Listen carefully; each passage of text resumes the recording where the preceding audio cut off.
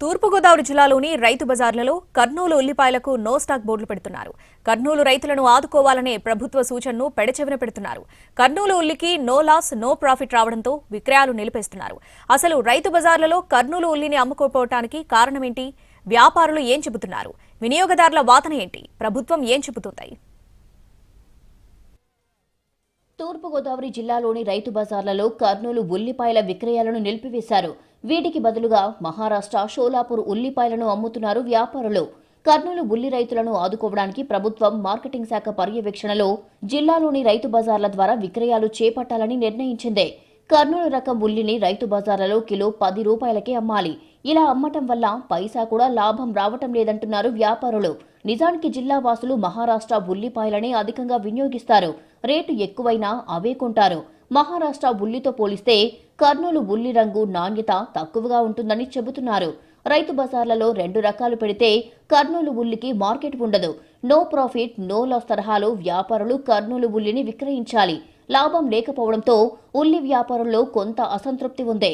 అయినా అమ్మాల్సిందేనంటూ ఉన్నతాధికారుల నుంచి ఒత్తిడి ఉండటంతో నోరు మెదపడం లేదు. రైతు బజార్ కంటే రైతు బజార్ ఇప్పుడు కర్నూలు ఉల్లిపాయలు వస్తున్నాయండి. ఆ కర్నూలు ఉల్లిపాయ ఏంటంటే అది కొద్దిగా పంట ఎక్కువ అయిపోవడం వల్ల రైతుల కోసం రైతు బజార్లో అమ్మించాలని అమ్మిస్తున్నారు. 10-12 రూపాయలు అలాగా. అది క్వాలిటీ తక్కువ ఉంటుంది అని కొద్దిగా నిల్వగా ఆగో.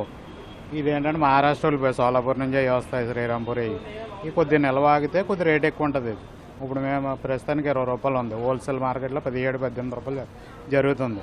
దానికి దీనికి వ్యత్యాసం ఇది తేడా వస్తుంది. ఇదైతే అన్నాలన్నా నిల్వ ఉంటుంది. ఒకవేళ కర్నూలు ఉల్లిపాయ తీసుకొచ్చి అమ్మాలన్నా సరే మా దగ్గర కొద్దిగా కొనరండి. ఎందుకు క్వాలిటీ కోసం అనేది ఉంటుంది. ఉమ్మడి తూర్పుగోదావరి జిల్లాలో ప్రతిరోజు 500 టన్నుల వరకు ఉల్లికి డిమాండ్ ఉంటుంది. గతంలో మాదిరిగా ప్రస్తుతం ఇతర ప్రాంతాలకు ఎగుమతులు లేవు. దీంతో మహారాష్ట్ర నుంచి నేరుగా రాజమండ్రికి, జిల్లాలోని ఇతర మార్కెట్లకు వచ్చే ఉల్లిపాయలను స్థానికంగానే వినియోగిస్తున్నారు. ఒకప్పుడు రాజమండ్రి ఉల్లిపాయల హోల్సేల్ మార్కెట్కి కేరాఫ్గా ఉండేది. కాలక్రమేణా ఎక్కడికక్కడ జిల్లాల్లో మార్కెట్లు పెరిగిపోయాయి. సామర్లకోట, ప్రత్తిపాడు, బూరుగుపూడి, రావులపాలెం, కొత్తపేట, అమలాపురం ప్రాంతాల్లో ఉల్లి హోల్సేల్ మార్కెట్ పుంజుకుంది. ప్రస్తుతం వర్షాలు పడుతుండటంతో కర్నూలు ఉల్లిపాయలు దాదాపుగా నిలిచిపోతాయి. పులివెందుల, మైదుకూరు ఉల్లి అమ్మకాలు ప్రారంభమవుతాయని చెబుతున్నారు. అయితే ఇలాంటి రకాలు ఎన్ని వచ్చినా మహారాష్ట్ర ఉల్లికి డిమాండ్ తగ్గే అవకాశం లేదు. దీంతో ధరలు కూడా దిగివచ్చే పరిస్థితి కనిపించటం లేదు. మరోవైపు ఉల్లిపాయలను 4% విదేశాలకు ఎగుమతి చేసుకోవడానికే మహారాష్ట్ర వ్యాపారులు కేంద్ర ప్రభుత్వాన్ని కోరారు.